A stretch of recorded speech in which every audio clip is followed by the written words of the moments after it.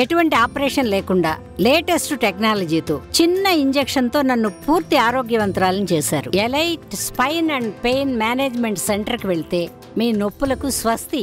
ఎన్టీఆర్ దేవర cinema చూశాక audience కి చాలా ప్రశ్నలు వస్తున్నాయి. సినిమాలో కొన్నింటికి సమాధానం లేకుండా వదిలేయటంతో అవన్నీ పార్ట్ 2లో ఉంటాయా, అసలుండవా అని సందేహం తలెత్తుతుంది ఆడియన్స్ కి.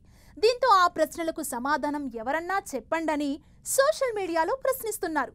దేవర చూశాక ఆడియన్స్ కి కామన్ గా వచ్చే ప్రశ్నలు, అసలు సినిమా మొదలుపెట్టింది యతి, దయ అనే గ్యాంగ్స్టర్స్ గురించి, కానీ సినిమాలో ఎక్కడా వాళ్ళని చూపించలేదు. దీంతో యతి, దయ ఎవరు, వాళ్ళ కథేంటి? మురుగన్ చనిపోయాడని చెప్తారు, కానీ ఎలా చనిపోయాడు, ఎవరు చంపారని చూపించలేదు. సముద్రంలో చూపించిన శవాల గుట్టలెవరివి, ఎవరు చంపారు? మురుగన్తో ఉండే డిఎస్పీ తులసి ముఖంపై ఘాటు ఎవరు పెట్టారు? దేవరను చంపింది క్లైమాక్స్లో చూపిస్తారు. అతనెందుకు చంపాడు? దేవర చనిపోయిన తర్వాత కూడా కొంతమంది మనుషులు సముద్రంలోకి వెళ్లి చనిపోతారు. అప్పటికి వర ఇంకా చిన్నపిల్లాడే. మరి ఆ మనుషులని చంపిందెవరు? సింగప్ప ఎవరు?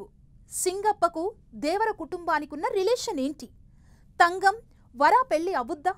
దేవర సినిమా చూశాక ఆడియన్స్కి ఈ ప్రశ్నలన్నీ తలెత్తుతున్నాయి. దీంతో వీటన్నింటికీ సమాధానాలు సెకండ్ పార్ట్లోనే ఇస్తారని సరిపెట్టుకున్నారు.